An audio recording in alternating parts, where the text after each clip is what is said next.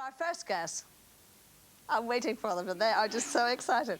We're one of the best-selling groups of the 80s and the biggest Norwegian band of all time. Now, the classic debut single, Take On Me, with that unforgettable video, was an instant smash hit around the world, including a #1 in America. Well, the video was groundbreaking, but after album sales of something like 20 million and 15 top 40 hits in the UK alone, the band decided to explore their own separate paths. Well, they've since reformed, and their new album is all set to put them back on the world stage. In fact, it's already #1 in a few countries. We're delighted to welcome, this is your moment, AHA!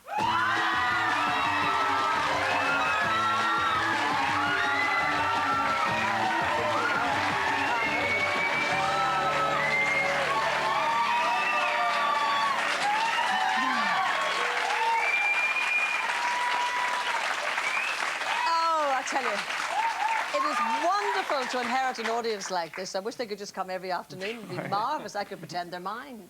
Now, listen, was there life after AHA when you actually broke up in the 90s? They've actually been very good years for all three of us. What did you all do? I started writing songs, which I didn't do with AHA. So that's turned a lot of things around for me, and it's really the reason why I'm still doing music. I mean, we've been involved in music and other art forms, all of us, but with a less profile than with AHA, and we've all enjoyed the What time. did you do, Max? I held exhibitions of my artwork starting from 1989, sort of parallel to AHA, and then drifting off in that direction. Do you paint a little bit all the time anyway, even when you're touring around? No, I work very concentratedly in periods. And Paul, what did you do then? I started a band with my wife called Savoy, and we did like 3 albums. You know, we're still going. Oh, that's good. So you'll run that in conjunction with being together again. Mm-hmm. So was there an event or a catalyst for getting back together again? Certainly, I mean, there were some people in the industry, so to speak, that really wanted to try and put us back together, and they knew that we weren't finished with it.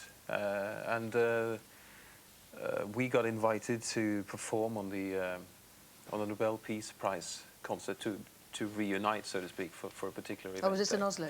In Oslo, which is held in Oslo, the Peace Prize. This was in '98. So Paul wrote a song, which is the single coming out now, Summer Moved On. At that point, we didn't know whether that would be like a farewell thing for us or whether it'd be the start of something new. But we knew that if we were going to do anything together again, this was really the time. So, in other words, it felt good to be back together again, natural. Yeah, yes. And I think you've been surprised, actually, at the meteoric rise of this album into the charts. yeah, so where is it at the moment? What sort of chart success? Well, it's been out like two or 3 weeks in Europe now, and it's #3. So, I mean, we thought like 7 years away, we have to really get our hands, you know, start to work. It is strange. I mean, it's actually the fastest selling album we've ever had. So the moral of this story is it's good to take a break, take a rest, and then come Yeah. back. The longer the better. I think the longer, maybe we should have left it for more years. It would have been selling more. Well, it's #1 in Germany or somewhere, isn't it? Yeah. That's really good.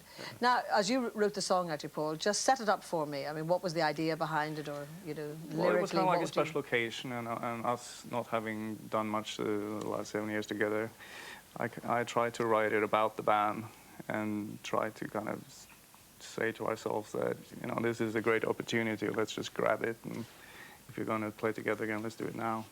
Well, we want to have a look at part of the video, so it is called Summer Moved On.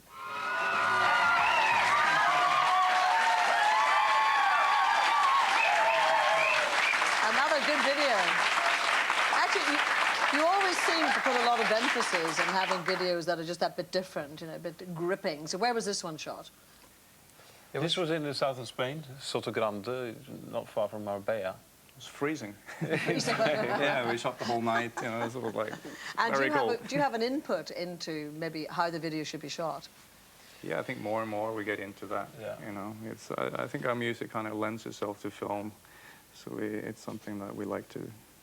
Actually, it's an interesting point. I think when people have been away, you know, from each other, they've done their own thing, been successful at that. How do you feel that you've changed as people, for example, in the interim? I think we're better at focusing now on what we believe is worth doing and what we don't want to do. So in that sense, I mean, we are older. Marginally. experienced. What Certainly. do you not want to do? When you say you've assessed what you don't want to get involved in? Well, you find that you tend to go along with what people want, and you don't maybe check on things, you know, before to see if it's really worth doing and whether you agree that this is the thing to do. Plus, we all have other things that we want to pursue